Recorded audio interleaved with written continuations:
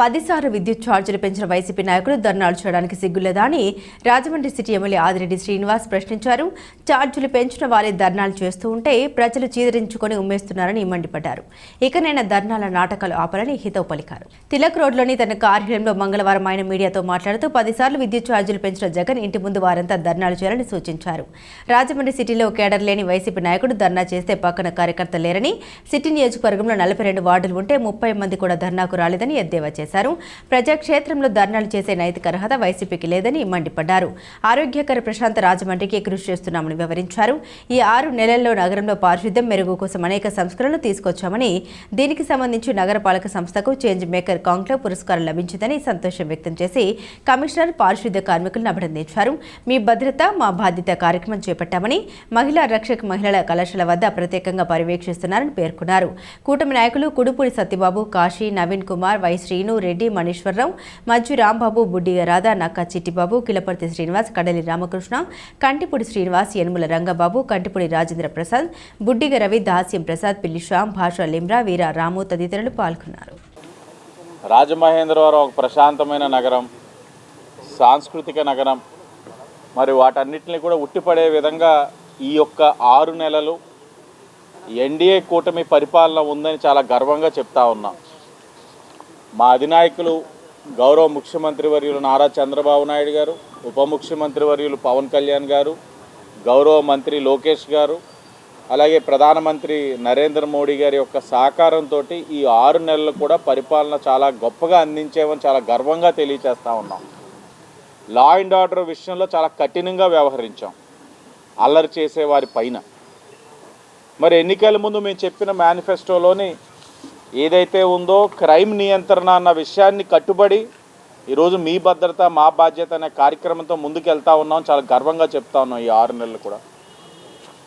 అలాగే ఆరోగ్యకరమైన రాజమహేంద్రవరం కోసం కృషి చేస్తామని కూడా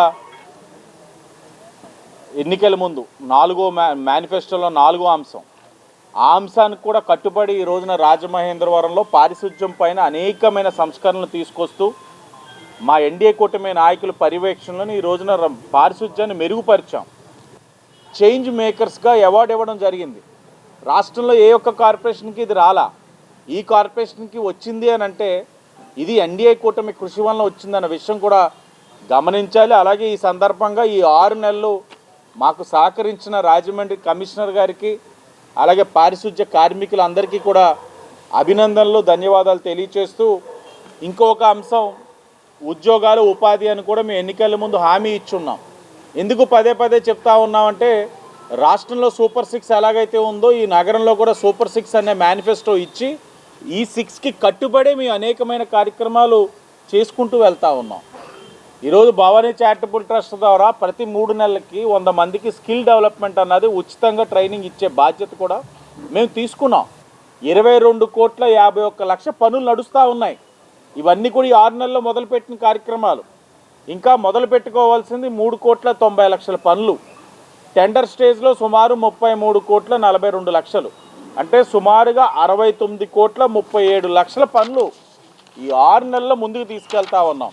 దీనికి అదనంగా రివర్ ఫ్రంట్ ఏదైతే గోదావరి గట్టు మీద ఒక సుందరీకరణ కార్యక్రమాన్ని రివర్ ఫ్రంట్ రూపాన చేస్తూ ఉన్నామో అది కూడా టెండర్ స్టేజ్కి ఇప్పుడు వచ్చింది. దాన్ని కూడా అతి దగ్గరలో ప్రారంభించుకోబోతా ఉన్నాం. 12 కోట్ల పని. ఏదైతే నాగుల చెరువు స్టేడియం ఉందో దాన్ని ఒక రంజీ స్టాండర్డ్స్లో తీసుకొచ్చే విధంగా దాన్ని కూడా 4.5 కోట్లతోటి ఇప్పుడు టెండర్ పిలుస్తూ ఉన్నారు. దాంతోపాటు ఎన్నికల ముందు హామీ ఇచ్చున్నాం, టూరిజం హబ్ కింద టెంపుల్ సర్క్యూట్ అన్నాం. గౌరవ మంత్రి దుర్గేష్ గారి యొక్క సహకారంతో పుణ్యక్షేత్రాలు అన్నింటినీ కూడా అనుసంధానం చేస్తూ టెంపుల్ సర్క్యూట్ని ప్రారంభించుకున్నాం. ఈరోజు ఒకటే తెలియజేస్తా ఉన్నాం, రానున్న పుష్కరాల్లో ఇప్పటి వరకు జరిగిన కార్యక్రమాలు ఒక లెక్క, 2027 పుష్కరాలు వాటన్నిటికీ కూడా భిన్నంగా అంటే ఇప్పుడు దాకా నాణ్యత లేకుండా జరిగిందని చెప్పను.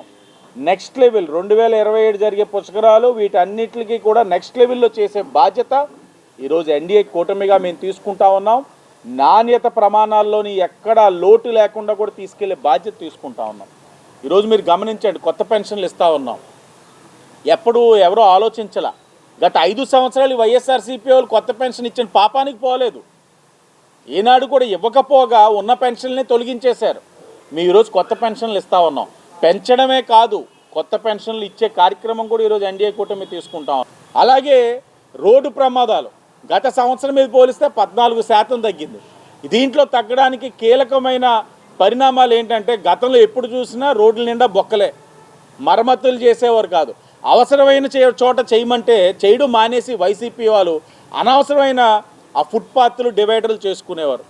ఈరోజు మేము వచ్చిన తర్వాత రోడ్లన్నీ మరమ్మతులు చేసుకుంటూ వస్తూ ఉన్నాం, గుంతలు లేని రోడ్లు చేస్తూ ఉన్నాం. దానివల్ల సగం రోడ్ యాక్సిడెంట్లు తగ్గినాయి. 14% తగ్గడం అంటే ఈ రోడ్లు అన్నది అధిక శాతం. అలాగే డ్రంక్ అండ్ డ్రైవ్ మీద కూడా ఎడ్యుకేట్ చేస్తూ కాస్త వాళ్ళందరినీ కూడా ఎప్పటికప్పుడు అవగాహన కలిగించే విషయాలు కూడా చేస్తూ ఉన్నారు. 1968 లీటర్లని సీజ్ చేయడం జరిగింది. సారా పైన కూడా ఉక్కు పాదంతో ఈరోజు ఎన్డీఏ కూటమి పనిచేస్తూ ఉన్నాం. కొన్ని ప్రాంతాల్లో అయితే 2-3 సంవత్సరాలు సుదీర్ఘ ఉద్యమాలు చేస్తే ఈరోజు మేము సారాన్ని నియంత్రించగలుగుతా ఉన్నాం. అలాగే 215 మంది రౌడీలు ఉండగా 35 మంది వివిధ కేసుల్లో జైలుకి వెళ్ళడం జరిగింది. 35 మంది రాజమండ్రి విడిచి వెళ్ళిపోయారు. అంటే ఇవంతా కూడా ఎందుకు చెప్తా ఉన్నామంటే, నిరంతరం నిఘాతోటి నడిపిస్తూ ఉన్నాం. పోలీస్ వ్యవస్థని నిరంతరం నిఘా పెడతానే ఉన్నాం. ఎక్కడ ఏ తప్పు చేసినా కఠినమైన చర్యలు ఉంటాయి. సురక్షితంగా న్యూ ఇయర్ వేడుకలు చేసుకోండి. 12వ గంటకి రోడ్ ఎక్కేసి కుర్రోళ్ళు అందరూ కేకలేసేసి కేకులు కట్ చేసేసి హడావుడి చేయకుండా, మీకు ఎక్కువ ఆనందాలు ఉంటే మీ ఆనందాలను ఇంటికి పరిమితం చేసుకోండి. ప్రజలు ఎవరిని కూడా ఇబ్బందులు కలిగించవద్దు. లా అండ్ ఆర్డర్ వారు పర్యవేక్షిస్తూ ఉంటారు. ఇబ్బంది అయినా కలిగితే మళ్ళా రాత్రిపూట్ల మమ్మల్ని లేపి టీడీపీనో బీజేపీనో జనసేన వాళ్ళు లేపి మమ్మల్ని ఇబ్బంది పెట్టద్దు. దయించి కోరుతా ఉన్నాను, ప్రశాంతంగా మీ ఇంట్లో ఆనందదాయకంగా జరుపుకోండి.